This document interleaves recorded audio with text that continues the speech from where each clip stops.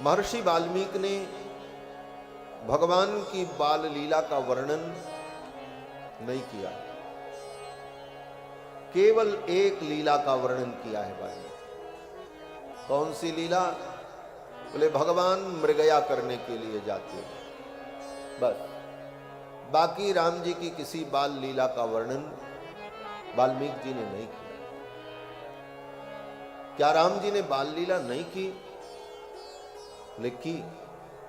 गोस्वामी तुलसीदास जी महाराज कहते हैं, बाल चरित हरि बहु विधि कीना, बाल चरित हरि बहु विधि कीना, अति अनंत दासन कह दीना, अति अनंत दासन कह दीना, अति अनंत दासन कह दीना। भगवान ने अनेक बाल चरित्र किए। कभी भगवान चंद्रमा के लिए मचल जाते, मैया मुझे चंद्रमा दिला दो। कबहू की शशि मागत आर करे, कबहू प्रतिबिंब निहारी डरे। कभी अपनी ही परछाई को देख करके भगवान डरने का नाटक करते, डरने लगते। भगवान जब भागते, दशरथ जी के आंगन में दौड़ते, तो परछाई भी पीछे पीछे दौड़ती, तो ठाकुर जी डरने का नाटक करते और जाकर के मैया को पकड़ लेते। मैया ये मेरे पीछे कौन आ रहा है? अपनी ही छाया को देख। कबहू की शशिमागत आर करे, कबहू प्रतिबिंब निहारी डरे। गोस्वामी जी महाराज कहते हैं, अवधेश के बालक चारि सदा तुलसी मन मंदिर में भी है। चारों बालक दशरथ जी के आंगन में खेलते हैं, विहार करते हैं। ये भगवान की बाल लीला बड़ी मंगलमयी है। मंगल भवन अमंगल हारी, द्रबहु सो दशरथ अजिर विहारी। दशरथ के अजिर में, आंगन में, अजिर माने आंगन, दशरथ जी के आंगन में जो विहार करते हैं। भगवान की अनेक बाल लीला। कभी भगवान सखाओं को लेकर सरयू के तट पर पहुंच जाते और कंदुक क्रीड़ा करते। कभी कोई क्रीड़ा, कभी कोई क्रीड़ा, विविध लीलाएं भगवान करते। और भगवान का दर्शन करने के लिए भगवान शंकर कैलाश से आकर कभी ज्योतिषी का रूप धारण करके, कभी पंडित जी का रूप धारण करके, कभी जोगी का रूप धारण करके भगवान शंकर प्रभु श्री राम की लीला का दर्शन करते हैं। भगवान शंकर कहते हैं, देवी भगवान जब अयोध्या में प्रकट हुए तो मैं भी भेष बदल करके गया था, मैंने भी उस आनंद का अनुभव किया, लेकिन ये बात मैंने आपको नहीं बताई। और कोई बात किसी से छिपा ली जाए तो उसको चोरी ही कहते हैं। भगवान शंकर कहते हैं, ये चोरी तो मैंने भी की, लेकिन आज मैं तुम्हें बता रहा हूं। और एक कहूँ निज चोरी, सुन गिर जावती दृढ़मति तोरी। और एक कहूँ निज चोरी, सुन गिर जावती दृढ़मति तोरी। भुसुंडी संग हम दो, मनुज रूप जानई नहीं को। काके भुसुंडी संग हम दो, मनुज रूप जानई नहीं को। परमानंद प्रेम सुख भूले, बीतिन फिरई मगन मन भूले। परमानंद प्रेम सुख भूले, बीतिन फिरई मगन मन भूले। और एक कहूँ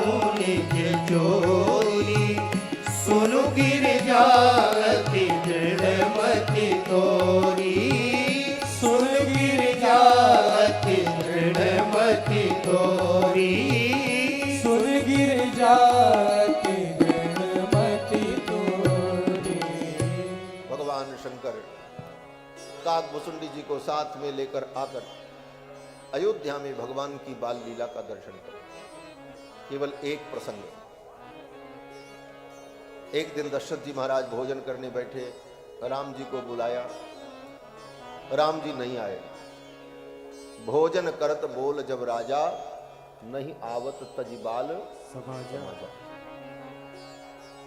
दशरथ जी के बुलाने पर राम जी नहीं आए।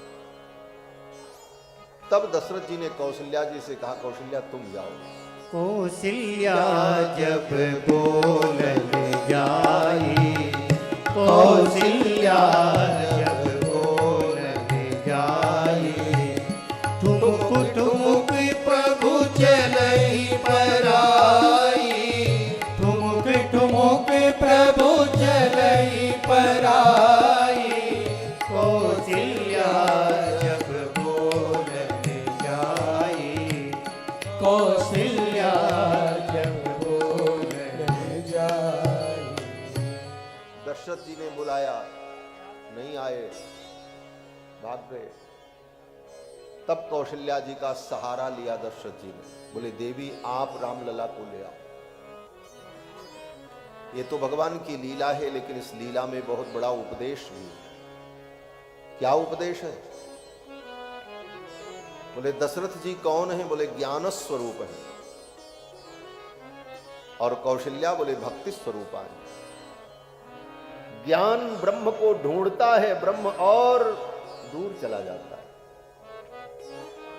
जे ज्ञान मान विमत्त, तब भव हरणि भक्ति न आदरी। और जब ज्ञान के द्वारा भी भगवान गम्य नहीं होते, ज्ञान के द्वारा भी उन भगवान को जीव जब प्राप्त नहीं कर पाता, तो शास्त्र कहता है भक्ति का आश्रय लो। भक्ति स्वतंत्र है और ज्ञान, बोले ज्ञान भक्ति के अधीन है। ज्ञान ने बुलाया, ब्रह्म नहीं आए, तब भक्ति का सहारा है। कौशल्या तुम ले आओ। और भक्ति महारानी पकड़ने चली, कौशल्या जी राम जी को पकड़ने जा रहे। कौशल्या जब बोलन जाई, गीता में भगवान कहते हैं ज्ञातुम द्रष्टुम च तत्वेन प्रवेष्टुम च परंतप।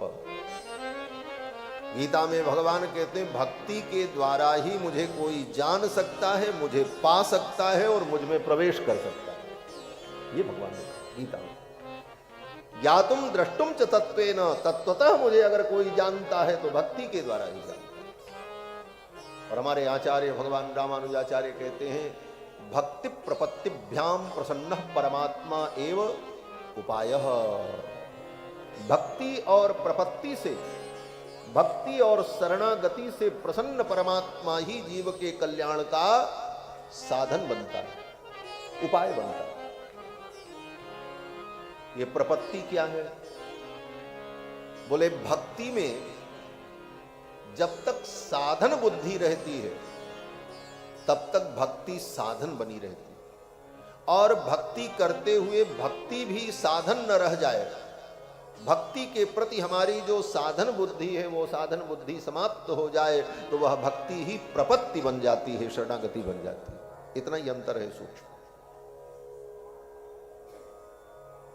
भक्ति करो, अभी अभी कथा में मैंने कहा खूब भगवान की पूजा करो, माला जप करो, कीर्तन करो, नाचो गाओ, लेकिन भक्ति के इन विविध रूपों का अपने जीवन में आचरण करते हुए जो भक्ति के विविध रूप बताए गए, श्रवणम कीर्तनम विष्णु स्मरणम पाद सेवनम अर्चनम वंदनम सख्यम दास्यम आत्मनिवेदनम, प्रथम भगति संतन कर संगा, दूसर रति मम कथा प्रसंगा, गुरुपद पंकज सेवा, तीसर भगति अमान, चौथी भगति मम गुण गण करई कपट तजिगान, मंत्र जाप मम दृढ़ विश्वासा, पंचम भजन सुवेद प्रकाशा, छठदम शील विरत बहुकर्मा निरत निरंतर सज्जन धर्मा सातों सम्मोहिमय जग देखा मोते अधिक संत करि लेखा आठों जथा लाभ संतोषा सपने हो नहीं देखी पर दोषा नवम सरल सबसन छलहीना मम भरोस ही हरस नदी।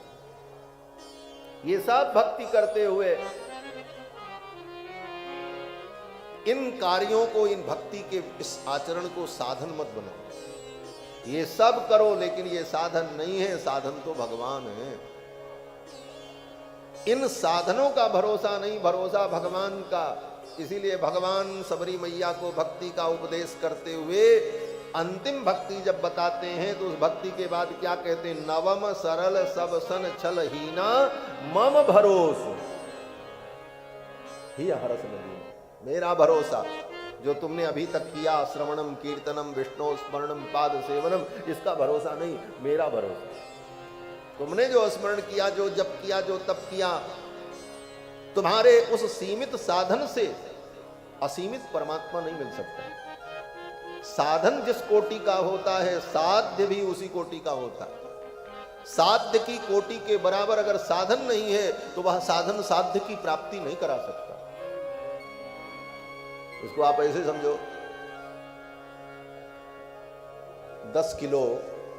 10 किलो आटे की पूड़ी में आप 1000 आदमी को भोजन कैसे करा पाओ? साधन आपका सीमित है। उस सीमित साधन से असीमित कार्य कैसे हो सकता है?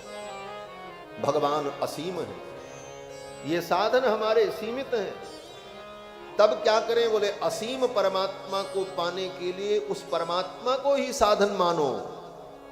असीम का साधन भी असीम ही होता है। यही है भगवान का भरोसा।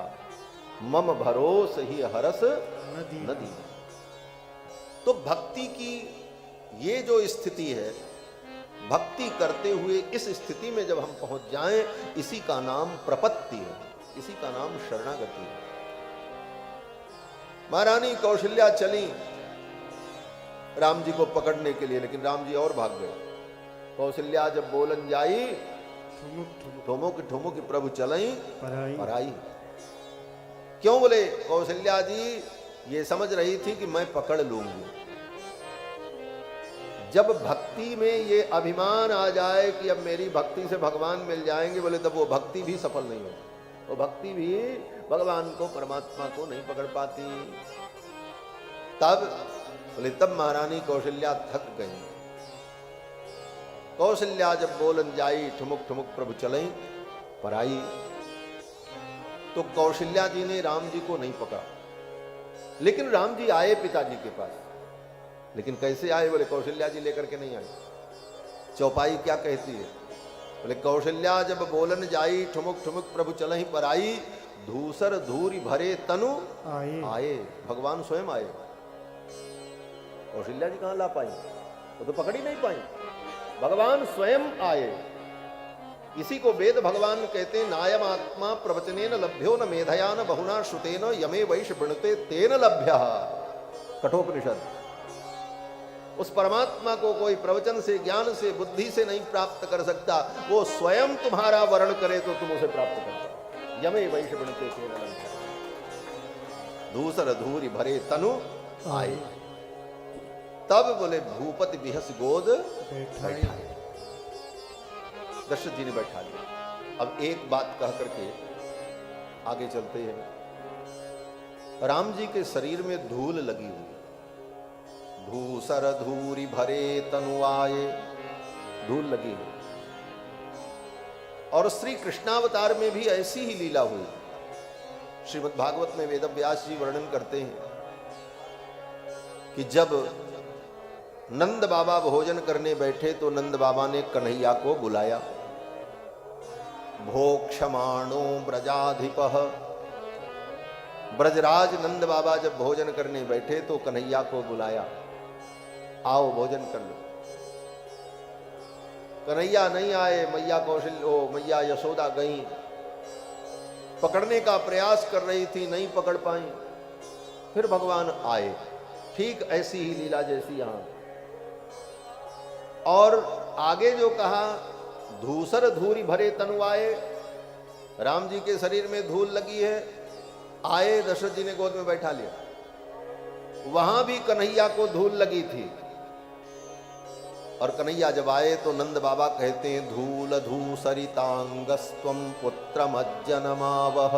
भागवत धूल धूसरितांगस्त्वम, हे कृष्ण तुम्हारे शरीर में धूल लगी है, धूल धूसरितांगस्त्वम पुत्रमज्जनमावह, हे पुत्र पहले तुम स्नान कर लो तब भोजन करो, और स्नान करने के बाद तुरंत भोजन नहीं। बोले तब?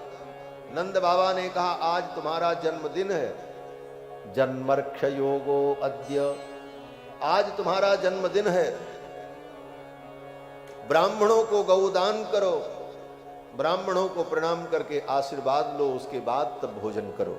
ये नंद बाबा ने कहा भागवत। तो कृष्ण भगवान के शरीर में धूल लगी थी, नंद बाबा ने गोद में नहीं बैठाया। नंद बाबा ने कहा जाओ नहाओ, और हमारे श्री दशरथ जी महाराज ने उन्होंने ऐसे ही राम जी को बैठा लिया। धूसर धूरी भरे तनु आए, भूपति बिहस गोद बैठाए। अब दूसरी बात, कन्हैया कृष्ण तो ग्वारिया हैं, ब्रज की खोर में चकडोर खेलने वाले कृष्ण। चकडोर माने वो लट्टू और चक्री नचाने वाले। कन्हैया ब्रज की खोर में चकडोर खेलने वाले, उनके शरीर में धूल लगी है, ये बात तो समझ में आती है। लेकिन दशरथ जी के कुमार कौशल्या कुमार जो राजाधिराज के पुत्र हैं, ऐसे मणिमय महल में जिनकी बाल लीला होती है, आज बड़े पैसे वालों लोगों के घर में एक धूल का कण नहीं मिलता, बड़े लोगों के घर में। दशरथ जी महाराज तो चक्रवर्ती सम्राट, उनके आंगन में कहां से धूल आ गई कि राम जी के शरीर में धूल लग गई? प्रश्न तो यही है, धूसर धूरि भरे तनवाए। तो इसका उत्तर संत लोग देते हैं कि राम जी जब बाल लीला करते तो भगवान शंकर कोई न कोई रूप धारण करके आते।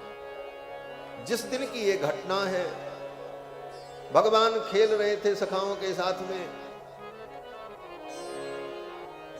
और उसी समय भगवान शंकर आए। और खेल क्या चल रहा था? लुका छिपी का खेल चल रहा था। सखा लोग छिप जाएं, फिर राम जी खोजे, फिर कोई एक सखा खोजने के लिए निकलता तो राम जी छिप जाते। लुका छिपी का खेल चल रहा था। राम जी छिप करके एक जगह महल के किसी कक्ष में किसी स्तंभ के पीछे छिप करके खड़े थे। भगवान शंकर ने सोचा ये मौका बहुत अच्छा है इनसे मिलने का। भगवान शंकर अपने शरीर में विभूति लगाए हुए वहीं प्रकट हो गए, और भगवान शंकर ने राम लला को अपने गले से लिपटा लिया। तो शंकर जी के शरीर की जो विभूति थी वो राम जी को लग गई। वो धूल है, कोई ऐसी वैसी धूल नहीं, भगवान शिव के शरीर की भस्म। इसीलिए राम जी ने उसको झाड़ा भी नहीं। क्यों? बोले एक भक्त के प्रेम का वो प्रतीक है, इसलिए धूसर धूरि भरे तनुआए, भूपति बिहस गोद बैठाए। बैठा तो लिया, भोजन करने लगे, लेकिन भोजन में मन नहीं लग रहा। भोजन करत चपल चित, इत उत अवसर पाई। भोजन में मन नहीं लग रहा। क्यों? बोले सखाओं को छोड़ करके आए। राम जी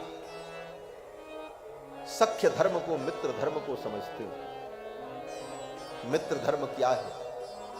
बोले मित्र के साथ समानता का व्यवहार हो, इसको मैत्री धर्म कहा जाता है। भले एक मित्र गरीब हो और दूसरा अमीर हो, लेकिन दोनों के व्यवहार एक दूसरे के साथ समान हो, तब मैत्री होती है। इसीलिए आचार्यों ने कहा समान शील व्यसने सुमैत्री। समान शील व्यसन में ही मैत्री होती है। जहां असमानता हो जाए वहां मैत्री होती ही नहीं है, वहां तो केवल व्यवहार रहता है। मैत्री समानता। तो भगवान ने सोचा कि मैं जाकर के महल में भोजन कर लूं, और मेरे सखा भोजन न करें, ये तो समानता का व्यवहार नहीं है। इन सखाओं को भी भोजन करना चाहिए, मैं अकेले भोजन करूं ये ठीक नहीं। मैत्री तो यही है। मैत्री ये नहीं है कि दिन भर मित्रों के साथ खेलो और जब खाने का समय आए तो मित्रों से कहो थोड़ी देर रुको मैं आ रहा हूं, फिर भीतर जाकर के माल गटक करके चले आओ। ये कौन सी दोस्ती? दोस्ती तो ये है कि सब व्यवहार में समानता बनी रहे।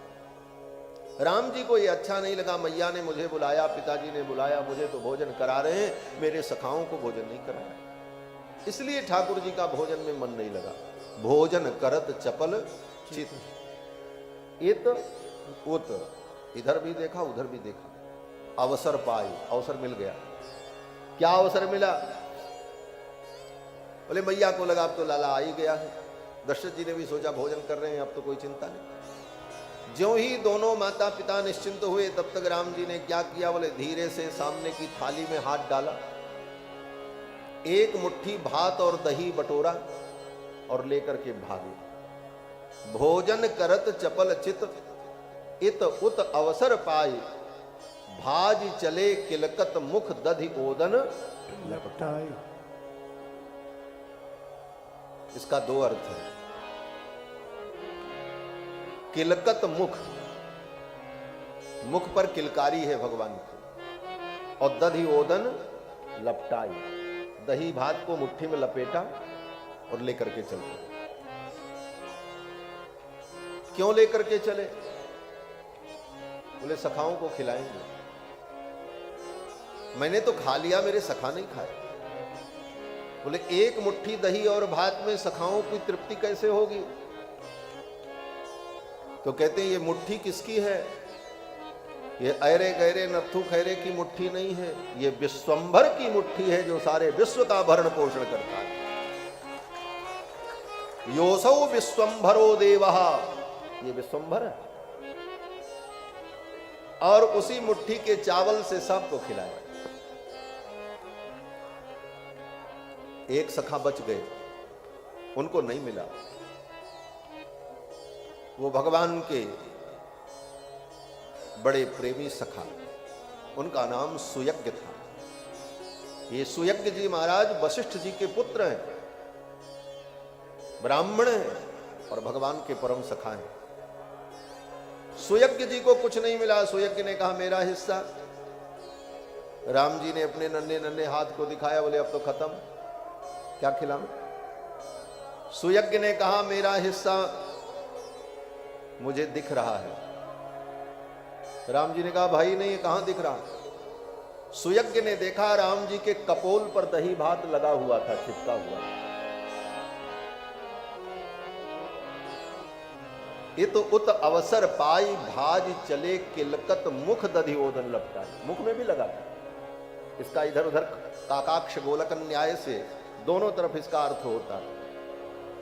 काकाक्ष गोलक न्याय का मतलब जैसे कौआ के आंख में एक ही पुतली होती है, जब इस आंख से देखता है तो इस आंख में आ जाती है, जब उस आंख से देखता तो उस आंख में चली जाती। इसीलिए कौए का एक नाम एकाक्ष होता है। तो शास्त्रों में भी किसी रहस्यमय अर्थ का अनुभव करने के लिए शब्दों का कभी इधर अन्वय होता है, कभी उधर अन्वय होता है।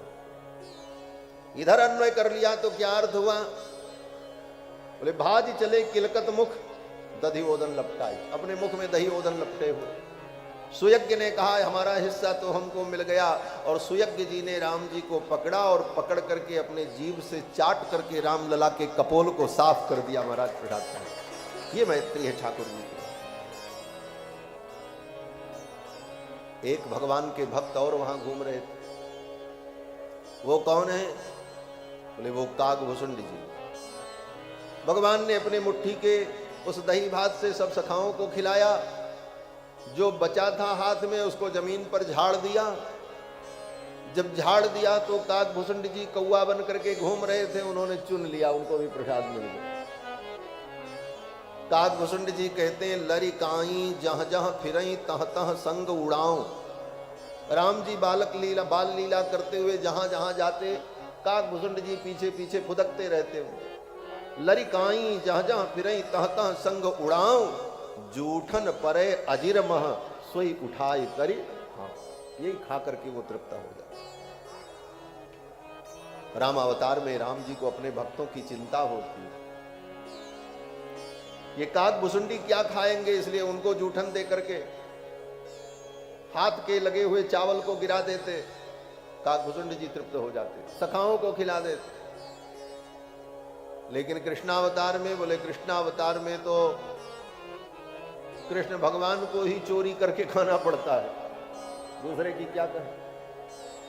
तो जब भगवान को ही चोरी करना पड़ता है तो फिर भगवान के भक्त क्या करें, बोले उनको भी छीन झपट करके ही खाना पड़ेगा, ऐसे तो मिलेगा नहीं।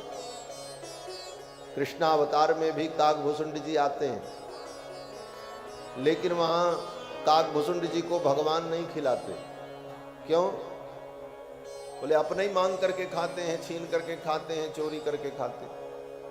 तो काग भुसुंडी जी ने भी विचार किया, यथा गुरुस तथा शिष्य, जैसा गुरु वैसे ही चेला, यथा राजा तथा प्रजा, ये सिद्धांत। तो काग भुसुंड जी ने सोचा कि जब ये भी छीन झपट करके ही खाते हैं तो मुझे भी यही करना पड़ेगा। और कृष्ण भगवान को मैया यशोदा ने माखन लगा करके जब रोटी का टुकड़ा पकड़ाया और कन्हैया रोटी खाने चले, माखन से सनी हुई, तब तक काग भुसुंड जी आए और कन्हैया के हाथ से छीन करके लेकर के भागे। काग को भाग कहा सजनी, हरि हाथ सु ले गयो माखन रोटी। भगवान के हाथ से छीन करके ले जाते और खा करके तृप्त होते। ऐसी भगवान की विविध मंगलमयी लीलाएं